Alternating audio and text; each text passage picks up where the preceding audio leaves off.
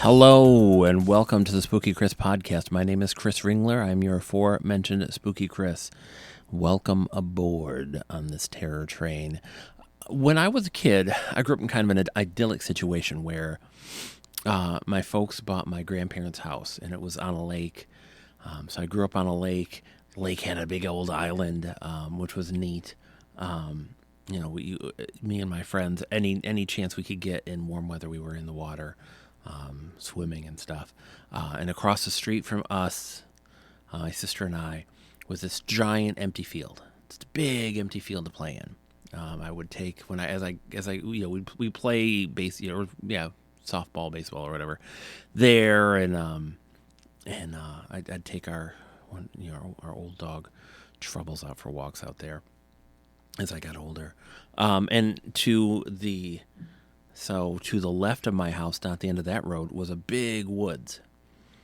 And to the right of my house, at the very, very end of our whole big neighborhood, but at the end of the whole street of the neighborhood, at that point it would have been quarter or half a mile away, something like that, was another woods, both huge woods. And even at the front of the entry to where we lived was woods.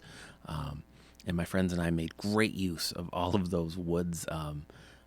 In the front one, we made a little like a clubhouse area. I don't know, but we'd explore them in the biggest of the two as we got older, as we were older teens. Mid-range teens. We would go for late night walks in the summer. And would go and wander around in the woods at night. It was like trying to, like, I dare you to go, this far in, because it was creepy. And I remember going through and just like running in lots of cobwebs when I did it, and it was really cool. It was really fun, and these are huge parts of my childhood. When a day came and someone sold the land. And they bit by bit sold all of that land. It was heartbreaking. Across the street as that land was sold, and they started dumping off big things of dirt and materials to build a sewer system and everything, so they could start building homes there. And then with both of the wooded areas, like they started to develop too. When I grew up, everybody always wants to live on the water, but it's become more of a fetishized thing now, where it's very much. Whereas once upon a time, I think people, it was a sign of status to live in the city and to live in the middle of everything. Now everybody wants to live out in the country and have these giant properties and to live on the water and have a giant boat and all this stuff. And, for us, it was, like I said, my parents got the house from my grandmother and grandfather, and then they'd built onto it.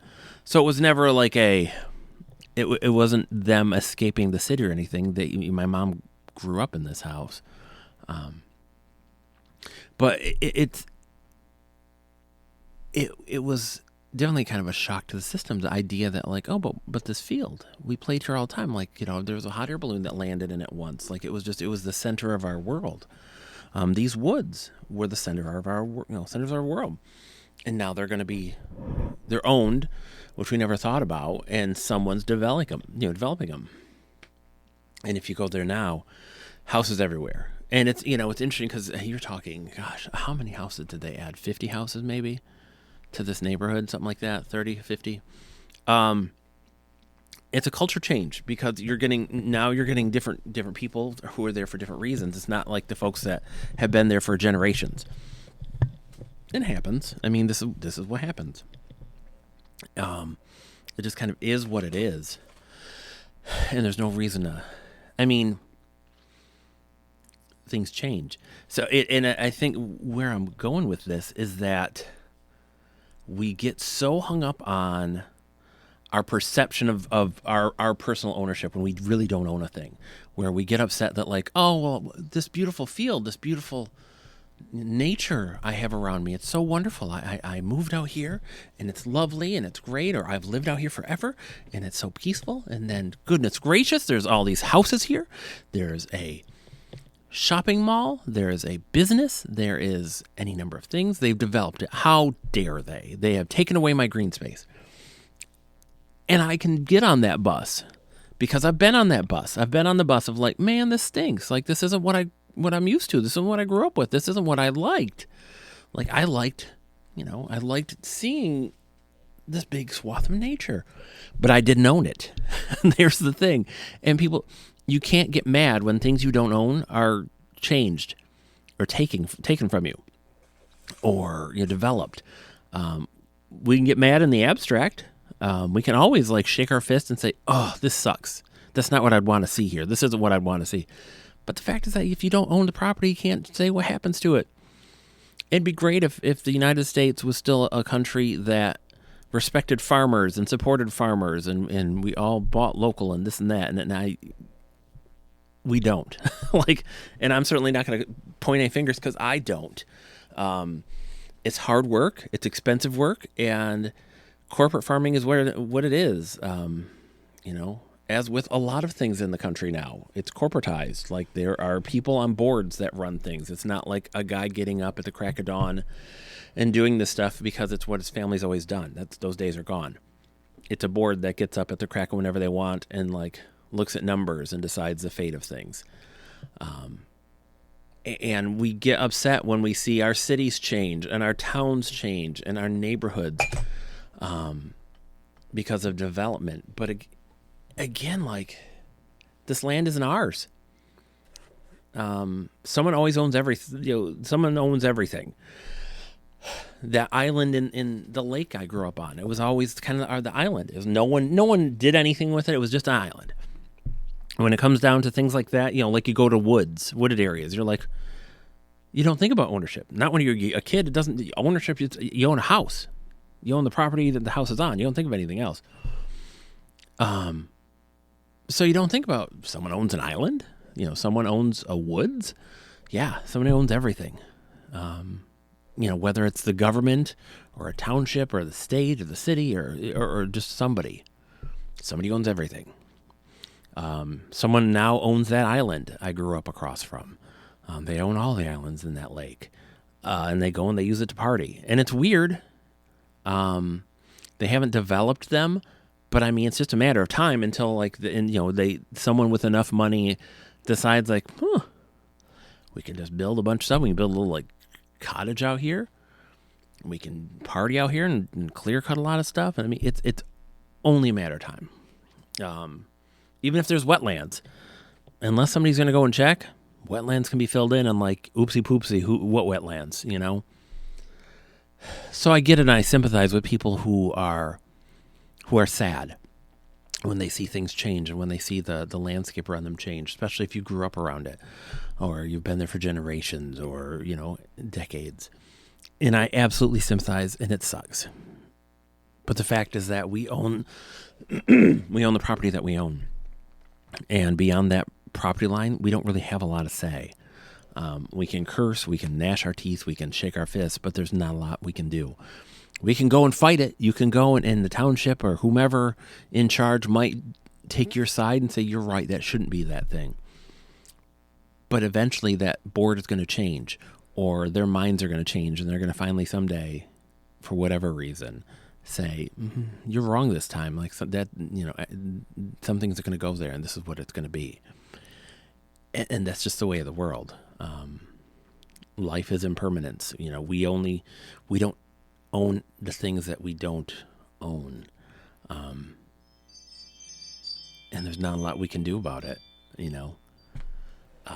other than get over it. And again, it sounds very cruel and very crass, get over it. But that's kind of what we have to do sometimes. There's so much going on in the world and in our own personal lives that if we make everything a personal fight, we're fighting on too many fronts and we lose everything, mainly ourselves. And that's the sad fact is if where you are is changing, everything around you is changing and you don't like it, then maybe you need to change yourself and move, or, try to, or just invest yourself in the things that you can control and can love. And again, all not the nicest messages. I've believe me, I went from seeing downtown Flint as a shuttered up city to a city of a lot of progress and development, and they're still doing that, but there's still a lot of needless roadblocks and people like that doesn't let new business in, and people that own buildings who have zero interest in developing them. They just want to sit on the land until someone finally comes and with a blank check and is just going to write whatever number these people want. I worked for this person who had a bookstore downtown in Flint, and it was in a storefront on the main drag, and lovely business, lovely person, and great building. But the person who owned the building kept raising the rent. And it was just a weird owner. Like their wife would come in and just hang out and wait for him. He would come in and take naps on the couch in the front of the building. It was just weird. It's a weird situation.